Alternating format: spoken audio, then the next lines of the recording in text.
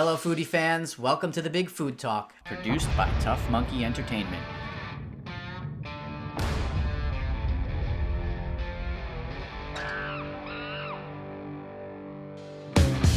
I'm your host, Sal Conca. This show supports restaurants, chefs, and food pioneers with your help. Head to bigfoodtalk.com to make your donation today, or check out our fun apparel line with proceeds going directly to participating restaurants. Special thanks to the Long Island Food Council, DineLI Facebook group, and Yelp Long Island for supporting this episode. Today I'm speaking with Rob and Matt, owner and chef at J.J. Cooper's in Long Beach, New York. We discussed their take on new American classics and Matt's love of barbecue. Having endured tough times before after Hurricane Sandy, it's refreshing to hear how the Long Beach community has come together once again to support its local businesses. Let's hear the J.J. Cooper's story. Welcome from J.J. Cooper's. I'm so happy to have you guys on the show. How are you guys doing today? Hanging in there. Doing all right. Thank you. Doing the best we all can right now, right? Yes, we are. Appreciate you having us on. Yeah, thank you for taking the time. I know you guys are super busy, still running your business, which is awesome. I'm curious. I'm familiar with the Long Beach area. I lived in Rockville Center for a number of years, actually. When did you guys actually open J.J. Cooper's? So a little story behind us. I'm the original owner of Sutton Place, who was here for 15 years. And 2 years ago in November, Matt came on with us, and we renamed and did a big makeover. Changed the name to J.J. Cooper's, changed the style, not so much changed the style of food, but some different things, and upgraded the look of the place. Awesome. And what year was that you guys rebranded about? It's 2017. 2017. It's about 2.5 years ago now. Awesome. So what is the concept behind J.J. Cooper's? What's the menu like? I see you guys are big on like local, farm to table, fresh food. So what's really how did the menu get designed? So a lot of the menu, it's I'm going to call it new American. We've got everything from burgers to steaks to different seafood dishes. One of our signature dishes is from a previous chef from Sutton Place. The tuna satay is a big dish that we sell a lot of. Lots of chicken wings. Lately we've been doing a lot of different, especially right now with this whole COVID situation. Family style meals have been a phenomenal part of our menu. Everything from taco kits to chicken, shrimp, and steak stir fries. Rib night has been a tremendous thing for us. So I also have a barbecue business called Matty Smokes that I've been doing private events and catering for about 5 years now. So rib night, we're 3 weeks running sellouts completely. Last night was 50 racks of ribs. So the menu's kind of a very diverse menu, but we are trying to keep everything simplistic with a little bit of a modification to them as well, and making it, a little bit more new wave. Awesome. So Matt, I know you're the guy in the kitchen, you're the chef. Do you have any formal training, any culinary background, or you just grew up in the restaurant biz? I've been in the restaurant business since I was 14. I've always been a front of the house guy, so I've actually mostly done bar and serving and front of the house management. But about 5 years ago, I kind of started this barbecue business, like I said, which I've always had an interest in cooking, always cooked at home, but really started pushing my knowledge from there and experiences and learning from different people and just kind of getting into the kitchen and getting dirty. And learning from a lot of people around me to advance my culinary arts. Yeah, that's awesome. I mean, that's what it's all about, right? Food's a lot about, just improvisation, getting in the kitchen, finding flavors that work and, dishing out to people what they like and experimenting. I'm sure the menu, it always evolves over time and things like that. Rob, since you're, one of the owners in the business, like how did you get involved in the restaurant industry? Did you grow up in the industry as well? I have been in this business since I'm 12. Wow.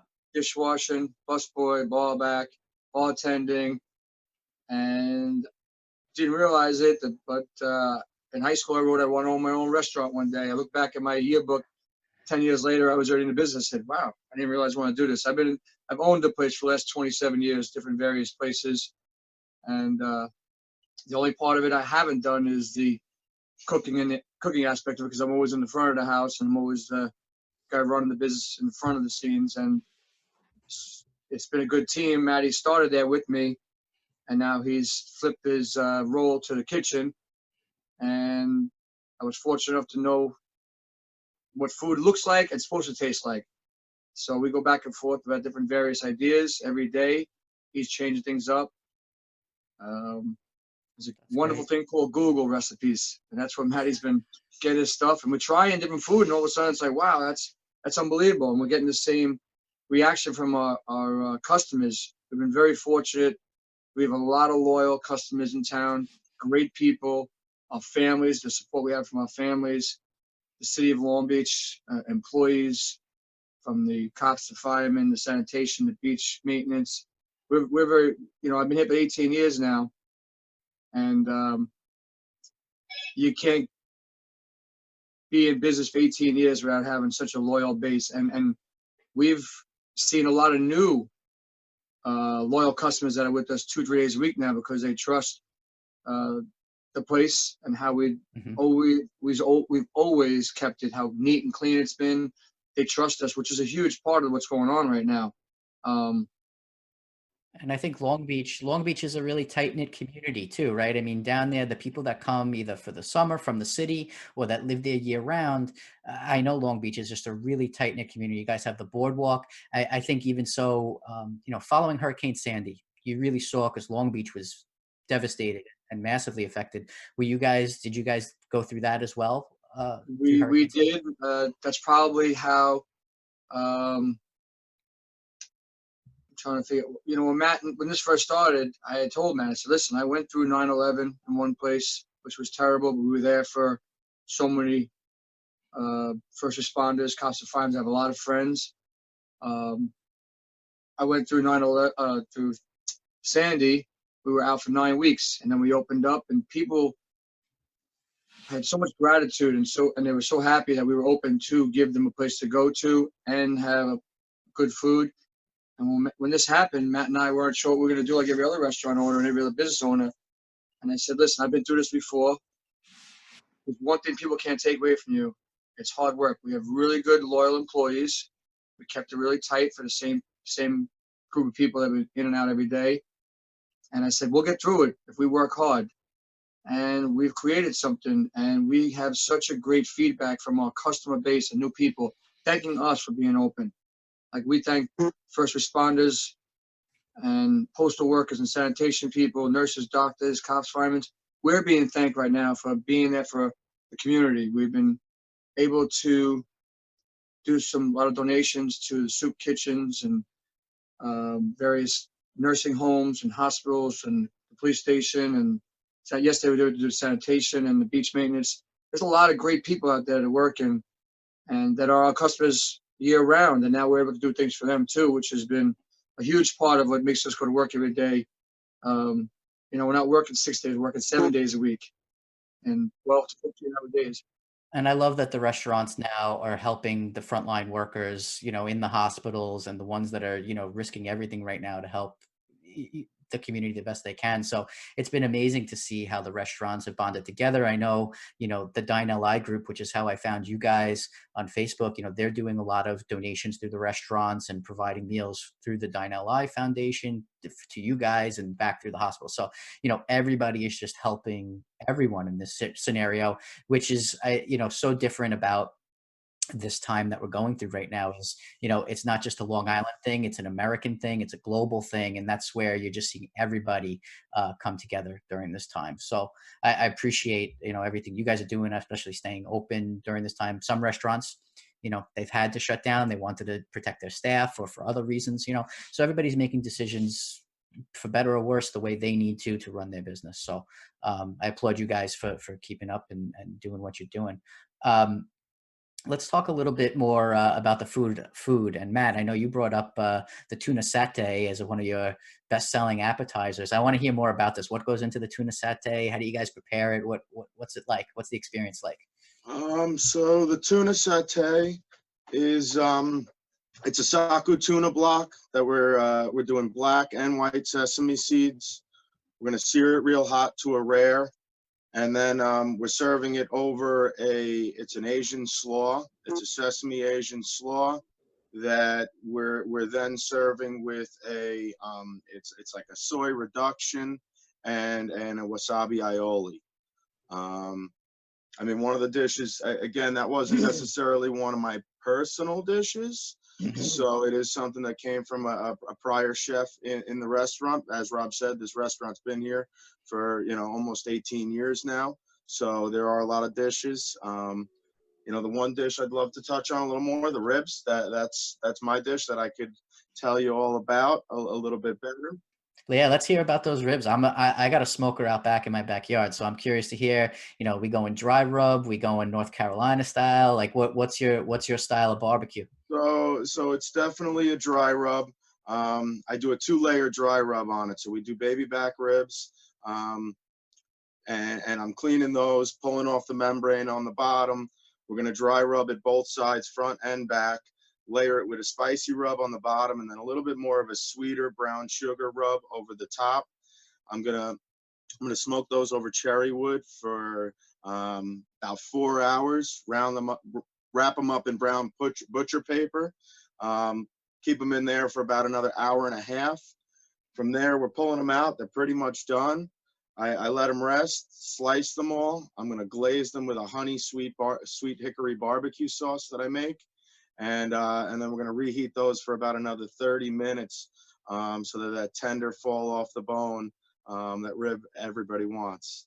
Oh man, now I'm drooling. You got me drooling over here. So, are we doing baby backs or are we doing pork Yeah, I'm ribs? doing baby backs. I find a baby back around here. I mean, me personally, I used to do a lot of barbecue competitions. So I've been everywhere from Memphis to North Carolina, Virginia. Um, but around here, I find everybody prefers a little bit more meaty of a baby back rib rather than the St. Louis style. Can obviously do those as well, but we are sticking more to the baby backs. Awesome, awesome. And I know you mentioned you guys have a pretty good chicken wing menu. It's one of your popular items. What's different about your wings, or what type of varieties of wings do you guys offer? So we've got a couple different styles of wings. Our chicken wings, I think one of the big secrets is we are baking them off. So there's a little bit to that baking process and getting them properly tender. We're gonna fry them. After we finish frying them, we've got a couple different sauces. We do our traditional buffalo sauce, all the house-made sauces, obviously. We've got a traditional buffalo. We've got a stinging honey garlic. We do a teriyaki ginger. We've got a Thai chili and Honey hot. a honey hot. Nice, nice. Yeah, that I love that sweet Thai chili. That's always a favorite of mine when I go for wings. I mean, the classic buffalo, everybody loves it, right? You got to do that right, and if you do that right, then people trust you to do the other wings well too, right? I think that's one of those things. It's like somebody was talking to me about pizza the other day, and we were saying, if a restaurant can't do a basic cheese slice right, probably the rest of their stuff isn't going to be so great either. So you got to do the basics well. I think in any restaurant, because it builds a foundation. So having the classic wings is a no brainer, and it's a great takeout item. I'm sure now people love getting wings for takeout. Yep, and actually, one of our newest things, we just started doing boneless wings during the COVID, and finding that's hitting off pretty well, is along with the regular wings. Okay, cool. Well, you got the boneless, you got the regular wings, you got all your varieties there. I know somebody on Instagram, it's the Long Island Connection. They wanted to give you guys a shout out. They said they can't wait back get they said they can't wait to get back into the restaurant because they love your steaks. So what kind of steaks do you guys serve up in the restaurant? So one of our so on our menu itself, we've got two different steaks. One's a bourbon dry rubbed ribeye that we're serving over cheesy garlic mashed and sautéed spinach. And the other steak is our signature marinated Asian marinated skirt steak, doing that with cashews, bok choy, onions, peppers with a little teriyaki flair in there. But then a lot of the people do come in. Thursday nights is our steak night, which has been a signature night of Cooper's and Sutton Place for 10 years or better. Where on that night we're serving our prime rib, which sells out almost every week. We're doing ribeyes, New York strip, skirt steak, and a petite filet mignon with 2 sides. Beautiful, man. Those all sound delicious. Now I know why people are raving about your food. Like I said, you got me, my mouth watering over here. I'm definitely going to have to come down, get a nice takeout order to go and give you guys a try this week and give it a taste. So Rob, being in Long Beach, we talked a bit about the community.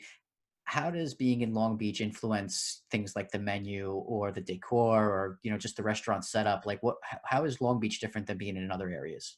You have to travel to get to Long Beach. It's not a centrally located town. So what do we have more unique than anybody else is the beach. I'm a lifetime long. I'm here 50 years. But there are so many new people that have moved to the community, coming from other places like Manhattan or different towns because of the beach, retirees.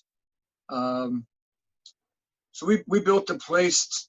I think what's unique about our place is that we're able to do a lot of different things and reach out to a lot of different people, which is huge.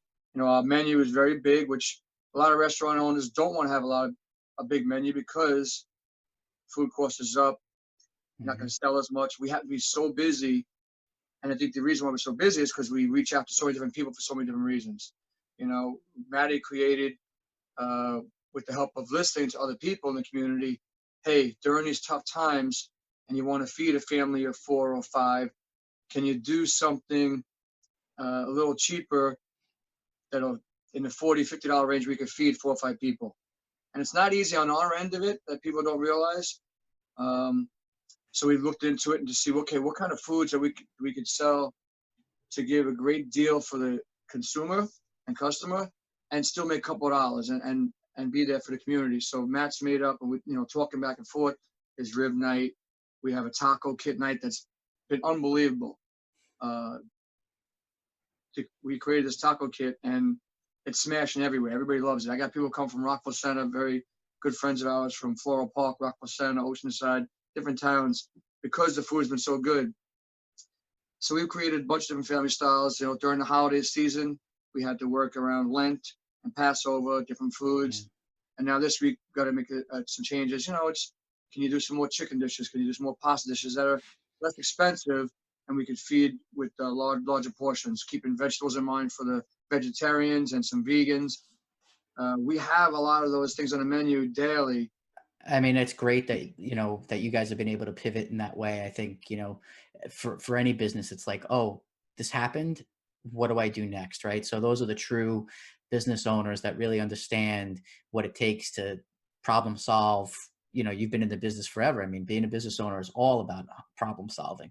You too, Matt, being in the kitchen. I mean, it's every day. There's always something that happens in the kitchen, right? So you guys got to be on your toes and offering these kits. The taco kit sounds really interesting. I'd love to check that out as well. How do people find out about what's on the menu or what's coming up? Where's the best way for people to find up-to-date information right now? So social media all the way between our Instagram and our Facebook. Every night we're putting out a new menu for the next day, and really making it a point that whatever new appetizer specials we're doing or promotions, with all this going on at the moment, our nightly promotions. Tuesdays we're doing Taco Tuesdays. Wednesdays we're doing rib night. Thursdays we're still staying strong with our steak night, $25 a person, steak and 2 sides. Friday nights we're doing pizza night. A lot of vegetarian options going on while we had Lent. On Saturday nights, we're doing our burger night, discounted burgers. So we're probably doing about 70, 80 burgers on a Saturday night right now, which is, great for these times. And then on Sundays, we're doing Sunday sauce with some pasta specials. So every day we're kind of keeping a different special going, keeping it a little fresh for the community, new appetizers. And we're having a little fun in the kitchen as well as this is happening. We should give a little special thanks to our employees. We have one of our younger members that's working with us. He's big on the social media every day. He's working with Matt with the different menus coming up and getting them out to people the next day. Our other waitresses answering the phones, delivering, running food back and forth. We've had some really busy days where we're helping out. Like I said, the nursing homes, putting individual meals out, and like we're in like an assembly line. So our employees, without being an owner, I always told people for years and years and years, being an owner is great, but without a good team, you're not anything without a good team. And we've had so many great employees work for us, and we can't put them all back right now, but the ones who are working for us have been unbelievable, and the ones want to come back, we're just being a little safer in these times. But I think that's a real big shout out to my employees, because without them, we're not in operation. Absolutely. Yeah, that's great. I'm glad to hear that you have such an amazing team. And I mean, I know we just met, but I can tell you guys are just such great guys that really love the business, love your employees, have a love of food and a passion for keeping your customers happy, which is really all anybody could ask for. And, at a restaurant, because, even when we come out of this, it's going to be such a different time, all sorts of things. If the restaurant structure is going to have to change, how many seats you may be able to have in the restaurant, we don't even know what that's going to look like, and if it's going to be May, June, July. So I'm really happy I got to meet you guys. Is there anything else, you guys want to just share with everyone before we take off? You know what? Another thing is we've seen and we've noticed working every day with, which we always do with people, but we're seeing a lot more generosity. We're seeing a lot more people being appreciative for us and what's going on around them. It's nice to see people treating one another really nice and with such respect and regard to what everybody does, and happy. And we're getting thanks from everybody. It's one of the, even on the phone, new people to the town, people that have been working in town forever. It's amazing how people have come together and been so friendly and nice. Would be a great shout out is to everybody to keep that after this virus is going on. And remember how times were hard. It's I don't know why it's so difficult sometimes to be nice and friendly to people as opposed to rigid and nasty. Let's everybody stay together and be happy for one another and help other people as much as you can. Absolutely. I think there's going to be a lot more humility in the world after all this is said and done. And I'm excited to see that, as the one good thing that has come out of, what we've all been going through. So, Matt, Rob, I really appreciate you guys taking the time to talk with me today. I hope everybody follows JJ Coopers on Instagram and check out their website for their daily menu specials. Really appreciate you guys signing on with me today. Have a great day, Thank guys. you, Sal. Appreciate what you did for us. Thank you very much, and good luck with everything you do also. Appreciate it. Appreciate it, guys. Take care. Take care. Thank you. Thanks for tuning in to The Big Food Talk, produced by Tough Monkey Entertainment. Subscribe on iTunes and wherever you listen to podcasts. Follow us on Instagram for behind-the-scenes takes, or watch complete episodes on YouTube. Don't forget to make a donation at bigfoodtalk.com.